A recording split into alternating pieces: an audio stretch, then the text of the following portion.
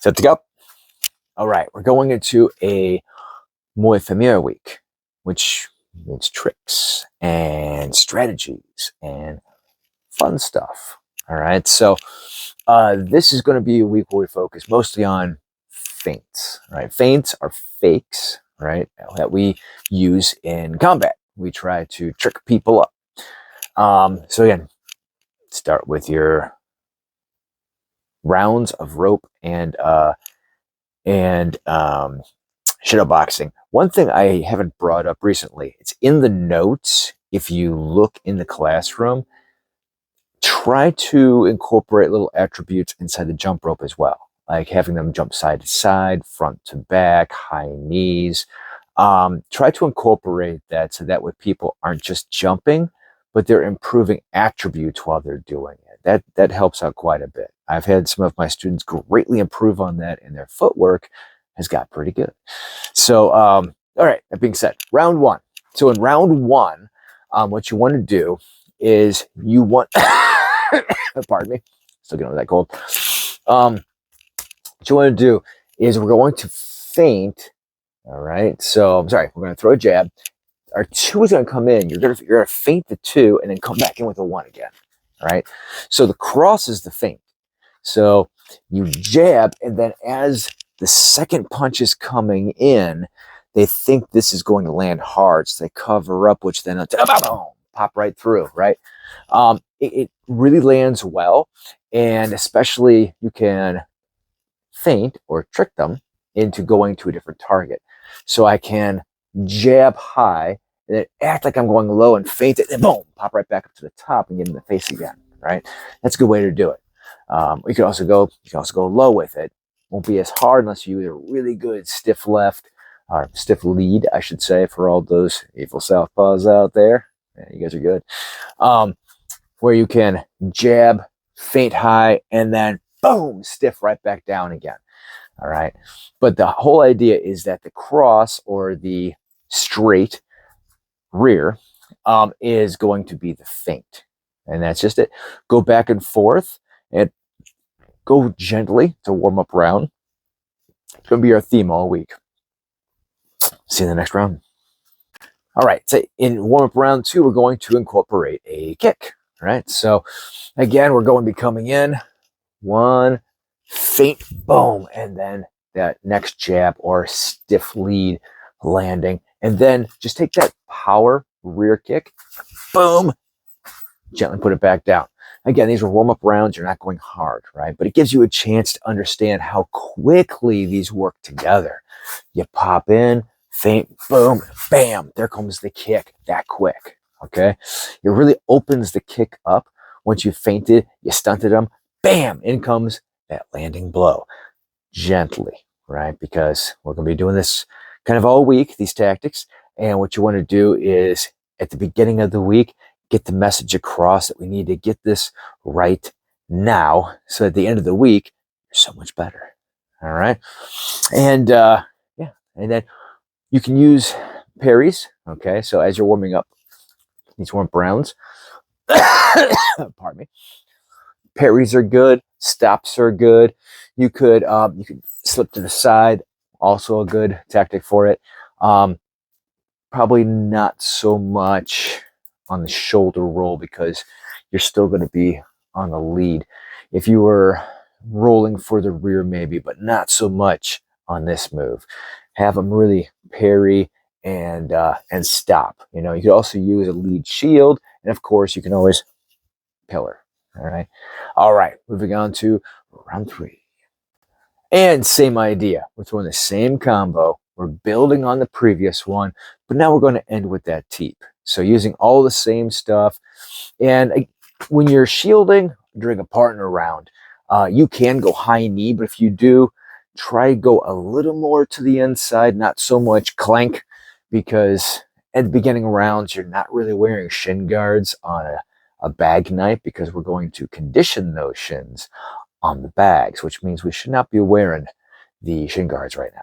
Okay, so you can do it, I call soft knee. So in a soft knee, instead of blocking real hard, what you do is you let it come in, right? And you gently let it come in a little bit as you are blocking.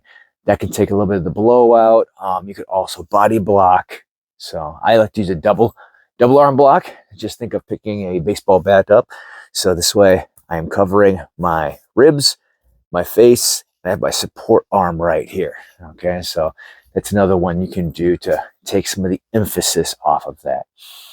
And then of course you can scoop as that teep comes in, or inside deflect, shuck it.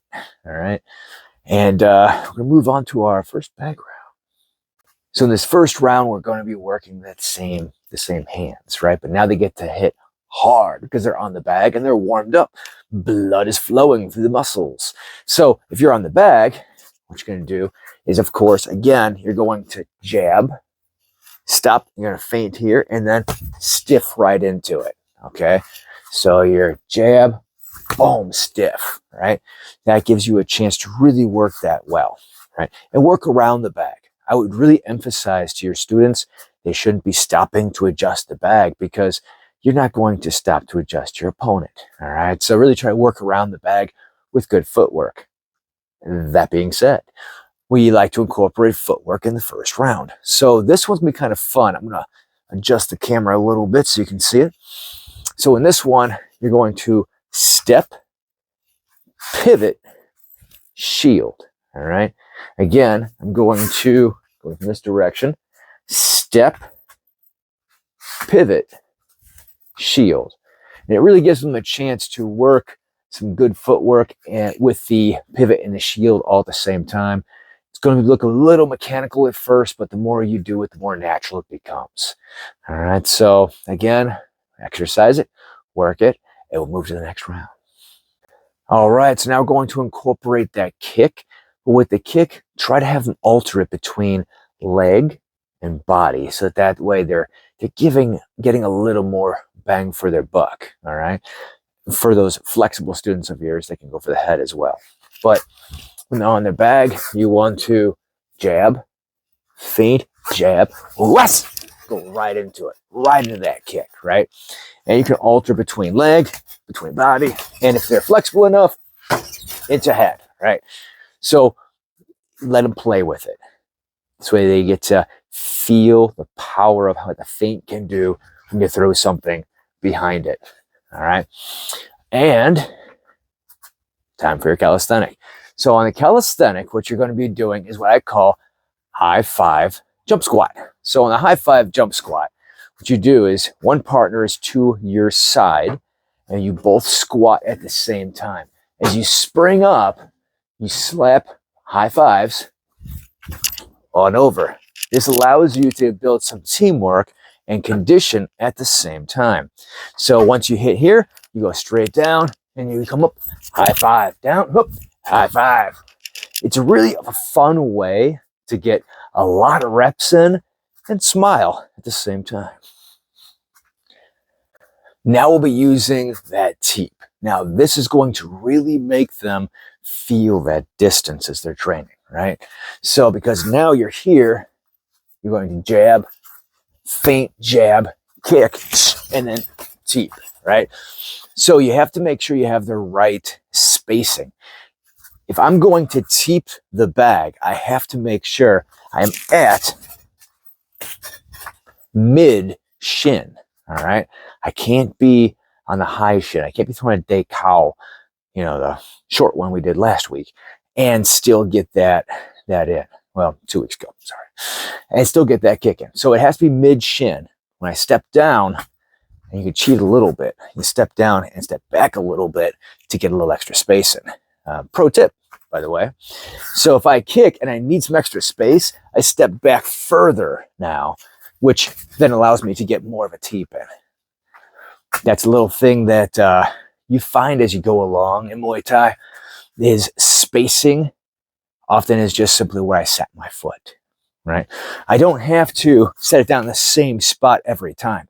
If I kick and set it right back down where it came from, sometimes it's going to be too close to teep. I might stunt myself, right, and not get the full power of the teep.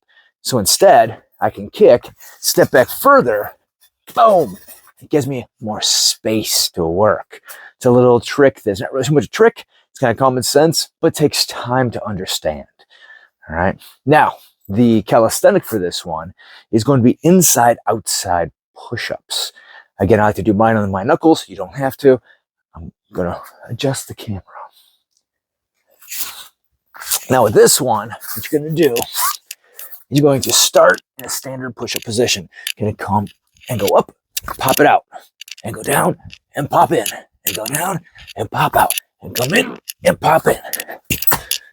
This way, you get to work the inner and outer pecs at the same time, incorporating good punching power. Nice explosive power.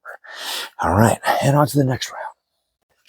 Can you use a kick as a feint? Well, of course you can. It's Muay Thai. But there's one built in that already looks like a feint. And so that is called the hop kick.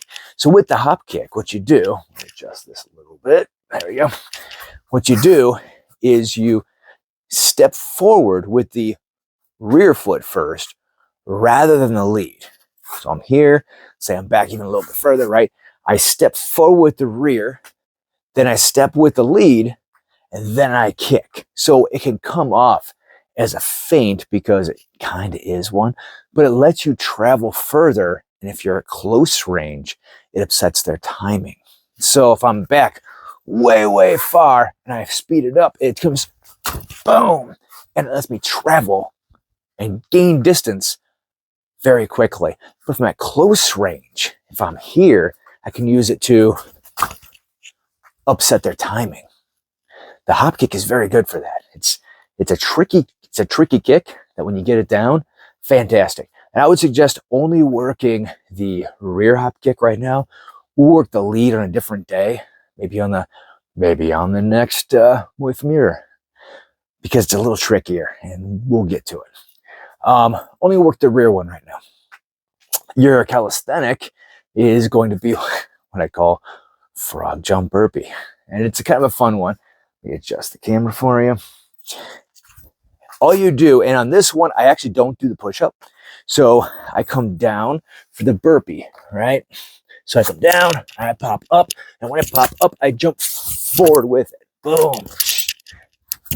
Boom. Well, sometimes I use push-up. And feel free, depending on your students' levels, especially after doing that last round, some of them may not be able to have as much power to do the push-up part.